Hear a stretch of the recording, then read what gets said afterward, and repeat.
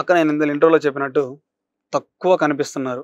అంటే మీ ఫాలోవర్స్ కూడా రాయపాటి అరుణ గారు పార్టీ మారారా?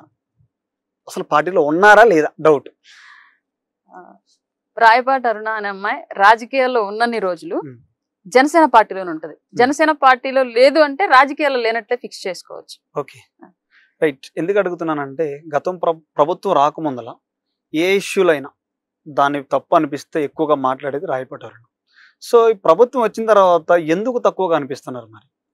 ఇక్కడ 2 కారణాలు. ఒకటి, మన ప్రభుత్వం వచ్చింది, మనం ఏదైతే కూటమి ప్రభుత్వం చేస్తుందని ఆశించి ఇచ్చామో వాళ్ళకి టైం ఇవ్వాలి కంపల్సరీగా, ఎవరైనా సరే. ఇది వైసీపీకి కూడా మేము ఆ టైం ఇచ్చాం. వైసీపీ మీద కూడా యాంటీ వాయిస్ రేస్ చేసింది మేము 2 years తర్వాత. ఇప్పుడు మా పార్టీ పని చేస్తున్నప్పుడు ముందు మా పార్టీ చేస్తున్న పనిని అబ్జర్వ్ చేసుకోవాల్సిన టైం ఇది ఒకటి. 2, చేస్తున్న పని ప్రజల్లోకి వెళుతుందా లేదా అని ప్రజలకు చెప్పాల్సిన టైం కూడా ఇదే. అలాగే ఇప్పుడు ఎవరి మీద మనం అగ్రెసివ్ అవ్వాలి? ఆల్రెడీ ప్రజలే అసలు ప్రతిపక్షం కూడా అక్కర్లేదని చెప్పేసి 11 సీట్లకే పరిమితం చేశారు అవతల పార్టీని గత 5 ఏళ్ల పాలన నచ్చక.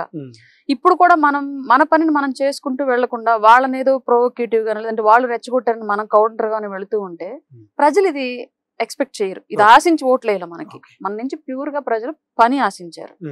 సో దాని మీద ఫోకస్ పెట్టుకొని ఏం చేస్తున్నాము, ఇంకా ప్రజలకి ఏం కావాలి, ఈ అంశాల మీద దృష్టి పెట్టాలన్న ఉద్దేశంతో కొంత టీవీ డిబేట్లు ఇవి తగ్గించాను. రెండోది ఏంటి అంటే డబ్బు లేకుండా ఉండే ఫేమ్ ని సమస్యగానే ఉంటది. అది డబ్బు లేకపోతే విపరీతమైన ఫేమ్ వస్తే అది సమస్య.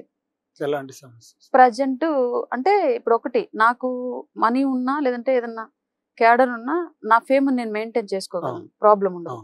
అవి ఏమీ లేకుండా విపరీతమైన ఫేమ్ వస్తే నాతో పాటు ఇంకొకళ్ళు ఒక పెద్ద తలకాయ ఎవరో ఒకళ్ళు షేర్ చేసుకుంటే స్టేజ్, వాళ్ళని మించినటువంటి అభిమానం నాకుంటే అవతల వ్యక్తులు తీసుకోలేరు దాన్ని. సో ఆటోమేటిక్ గా కొంత జలసీ అనేది క్రియేట్ అయ్యింది. అట్లాంటి కొన్ని ఇష్యూస్ వల్ల నేను కొంచెం సఫర్ అవుతున్నాను. కాబట్టి కొద్ది రోజులు లో ప్రొఫైల్ నేనే మెయింటైన్ చేద్దాం అన్న ఉద్దేశంతో ఇంతకుముందు రోజుకి 4-3 ఇంటర్వ్యూలు అవనివ్వండి, 1-to-1 జూమ్లు అవనివ్వండి, డిబేట్లు అవనివ్వండి, ఒక రోజుకి 4-5 ఒక్కోసారి 8-9 చేసిన సిచ్యువేషన్స్ కూడా ఉన్నాయి నాకు. బట్ ఈ రోజు వారానికి ఒక 3-4 అని నంబరు లిమిట్ పెట్టుకొని చేస్తున్నాను. ఇంకోటి ఏంటంటే ఇంతకు ముందు మాట్లాడినంత అగ్రెసివ్ గా ఇప్పుడు మాట్లాడట్లేదు. జనాలకి ఏంటంటే ఎక్కువ పాపులారిటీ ఎట్లాంటి ఇష్యూస్ లో వస్తుంది అంటే అట్లా కొంచెం అగ్రెసివ్ గా ఏదైనా కొంచెం మన రోజా గారు లాంటి వాళ్ళు మాట్లాడేటప్పుడు మసాలా యాడ్ చేసి మాట్లాడే లాంటి మాటలు, ఇట్లాంటి వాటిని ఎక్కువ ఎంకరేజ్ చేస్తుంది సోషల్ మీడియా. అట్లా మాట్లాడడం నేను తగ్గించేశాను పూర్తిగా. ఎందుకంటే ఇప్పుడు పని చేయాల్సిన టైం ఇది. అందువల్ల కూడా కొంత సోషల్ మీడియాలో ఈ విజిబిలిటీ అనేది తగ్గింది. గ్రేట్. అయితే పార్టీ శ్రేణుల్లో కూడా మీకు కొంచెం చిన్న చిన్న వివాదాలు వస్తున్నట్టుగా తెలుస్తుంది. అందుకనే పార్టీలో తక్కువ కనిపిస్తున్నట్టు, సోషల్ మీడియాలో కనిపించట్లేదు, అట్ ఏ టైం పార్టీలో కూడా వెళ్ళట్లేదు, పవన్ కళ్యాణ్ గారు పట్టించుకునే పరిస్థితి కూడా లేదని చెప్తున్నారు. సో ఎందుకు అంటున్నానంటే గతంలో ప్రభుత్వం రాకముందల మీరు ఎంత కష్టపడ్డారో, పవన్ కళ్యాణ్ గారు ఎంత కష్టపడ్డారో, తర్వాత కష్టపడ్డది మీరని చెప్తా ఉంటారు చాలా మంది. మేము కాదు, చాలా మంది సోషల్ మీడియాలో మీరు చూస్తుంటారు. సో మరి అందుకే ఆ విషయంలో చాలా తగ్గించారు పక్కనున్న రాజకీయ నాయకులే అంటున్నారు. మరి ఇక్కడ నాకు పార్టీలో ఉన్న అందరితో ఎవరితో వివాదాలు లేవు. జనరల్ గా కొంత ఒక హెల్దీ కాంపిటీషన్ వాతావరణం ఏ రంగంలో అయినా ఉండేది, ఎవరికైనా ఉండేది. అట్లాగే ఏదన్నా ఓకే ఆమె ఎక్కువ కనిపిస్తోంది మనం కూడా కనిపించాలి అన్నటువంటి కాంపిటీషన్ వాతావరణం ఎవరితోనే ఉండొచ్చేమో కానీ పార్టీలో శత్రువులు ఎవరు? నాకు ఉన్నటువంటి శత్రుత్వం ఒక్కటే పార్టీలో. మీకు ఆల్రెడీ తెలుసు, బిఫోర్ ఎలక్షన్ ఆమె అటాక్ జరిగింది మా పార్టీ నుంచి, అది జరిగింది, మీకు తెలుసు ఆ విషయము. అది స్టిల్ ఇప్పటికీ నేను ఆ కేసు విషయంలో పోరాడుతూనే ఉన్నాను. అది తప్ప ఇంకా ఆ తర్వాత ముందుగానే నాకు ఎవరితో ఎలాంటి వివాదాలు. ఎందుకంటే జనరల్ గా నాకు ఒక అలవాటు ఉంది, నా చుట్టూ ఉన్న వాతావరణం ఎలా ఉన్నా నేను పట్టించుకోను, నాకు సంబంధం లేదు. నా పని, నేను ఏ పని మీద వెళ్ళానో ఆ పని చూసుకుంటాను. మాట్లాడిస్తే మాట్లాడతా, మాట్లాడించకపోతే మాట్లాడను. అసలు నేను అందరూ బయట గలగలగా మాట్లాడుతూ ఉంటానని చెప్పేసి మీలాంటి వాళ్ళు అందరూ అంటారు కదా, నేను జనరల్ గా చాలా రిజర్వ్డ్ పర్సన్, ఇంట్రోవర్ట్ నే యాక్చువల్ గా. పరిచయం లేని వాళ్ళతో మాట్లాడడం కానివ్వండి, పరిమితికి మించి ఎక్కువ ఇంటరాక్ట్ అవ్వడం కానివ్వండి నాకు నచ్చదు. బట్ నాతో వన్స్ క్లోజ్ అయిన వాళ్ళు ఉంటే మాత్రం చాలా క్లోజ్ గా ఉంటాయి. వాళ్ళ కోసం ఎంత దూరమే నిలబడతారు. చిన్న కార్యకర్త నుంచి పెద్ద నాయకుడి వరకు ఎవరైనా సరే వీళ్ళు నా వాళ్ళు అని ఫీల్ అయితే నేను అంత నిలబడతాను అనమాట. అందులో నా స్వార్థం కూడా చూసుకోండి, నాకు నష్టం జరిగిన సరే నిలబడిపోతాను. ఎందుకంటే నేను మాట ఇచ్చాను నా వాళ్ళు వీళ్ళని ఉద్దేశంతో. అట్లా ఉండే వ్యక్తిత్వం నాది. కాబట్టి లక్షలాది మంది అభిమానిస్తూ ఉంటే ఎవరో ఫ్యూ మెంబర్స్, 10 మందో 20 మందో ద్వేషిస్తారు. అది సహజం కదా ఎవరికైనా సరే. మనం ఏమి గోల్డ్ కదా. నేను ఎవరు అడుగు జాడల్లో అయితే నడుస్తున్నానో పవన్ కళ్యాణ్ గారు, ఆయనే కొంతమందికి నచ్చట్లేదు కదా, నిద్ర లేస్తే నిరంతరం ఆయన మీద ఎలాంటి ఏడుపులు ఏడుస్తుంటారు మీరే చూస్తూ ఉంటారు. మరి అట్లాంటప్పుడు నేనంత అంతే. రైట్. ఇప్పుడు జనసేన కోసం కష్టపడ్డ వ్యక్తులందరికీ కొన్ని పదవులు ఇచ్చారు. సో మరి మీకెందుకు పదవి ఇవ్వలేదంటే ఏం చెప్తారు? మేబీ ఇంకా ఎక్కువ స్థాయిలో ఏదన్నా నా కోసం వెయిట్ చేస్తుందేమో, ఓకే. తెలియదు కదా. ఒకటి పదవి వల్ల మనం రెండు ఆలోచిస్తాం ఎవరైనా సరే. ఒక రకం ఏంటి అంటే పదవి అంటే ఇంకో బాధ్యత పని చేయడానికి, ఇంకో పని ఎక్స్ట్రాగా మాకు యాడ్ అయింది అనుకునేవాళ్ళు. నేను ఆ type.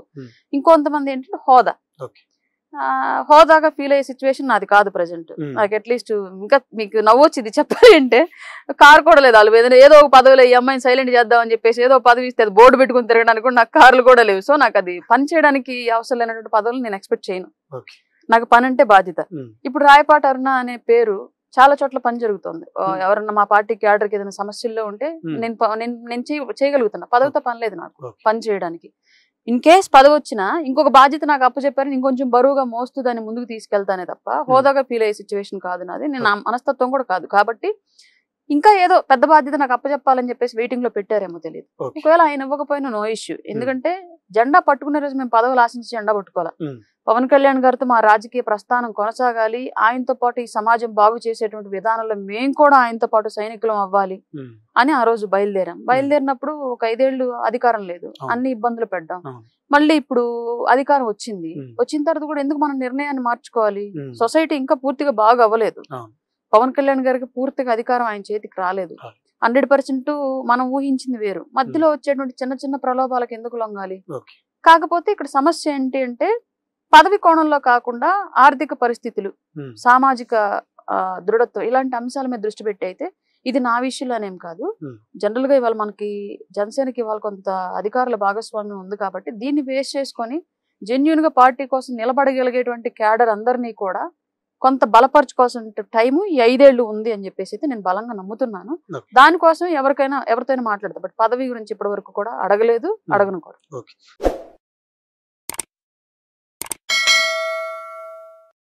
Hi friends, thank you for watching this video.